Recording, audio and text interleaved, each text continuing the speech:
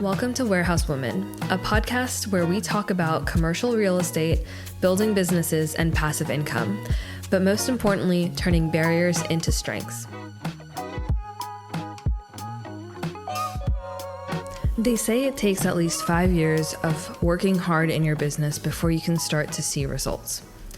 My first year in business, when I started my mediation firm, I hadn't heard this saying, but by the time I was ready to start my real estate business, I had heard it plenty. And though I believed it, I didn't know that I didn't know what it truly meant. As I'm only 2 years into my real estate business, I can't say that I fully know what it means, but I can tell you what I've learned. It took me 2 years to find my niche. Crazy, right? I mean, how many online courses are there that help you find your niche in less than 9 weeks? But that's not exactly what I'm talking about. I knew when I went into real estate full-time and started building a real estate business that I wanted to work with commercial real estate. Wait, let me back up.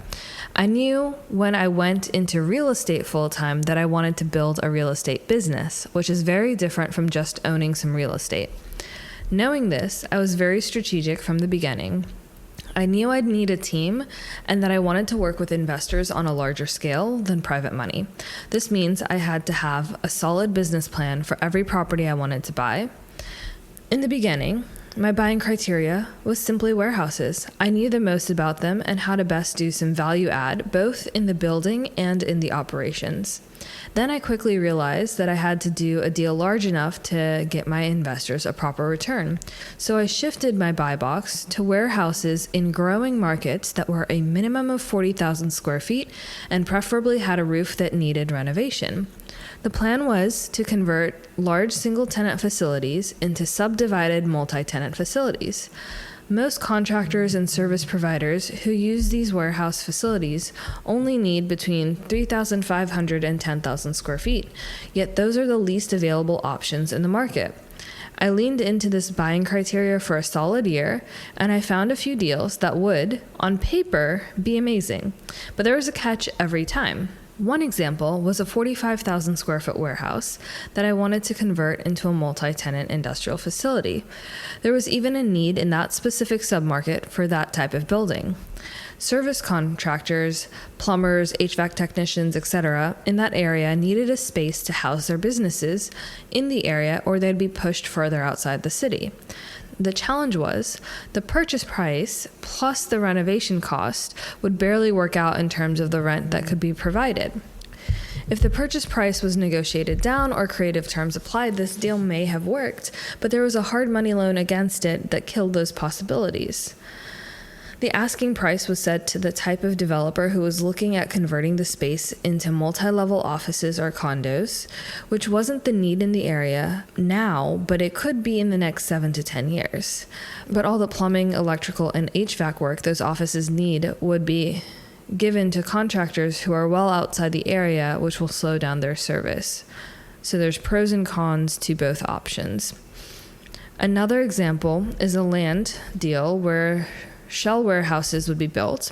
A tenant would come in and configure the space as they wanted, and the profits from the first building would be applied to build the second.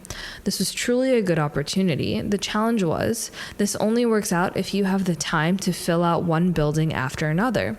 When working with investors, there's a different timeline that you have to keep in mind. If we had built all the buildings, we could only find tenants for 3 to 8 buildings each year, out of 35 buildings total. Meaning it could take up to 8 years to pull out our profits. Not great for investors. These are not inherently bad deals. There's always a way to make a profit. And I did look at the alternative ways these deals could work, but ultimately I know my goal was to build a fund and syndication real estate business, and the deals I was finding in my first year, speaking to brokers, was not getting me to where I wanted. As I was going through these deals, I realized that there was one lead I didn't follow up on because it was outside my buying criteria. It was a cold storage facility that needed to be built ground up. The operating team actually approached me to find, fund, and develop a cold storage facility. It was a bit unorthodox, but I looked into the opportunity and discovered a new niche: cold storage warehouses.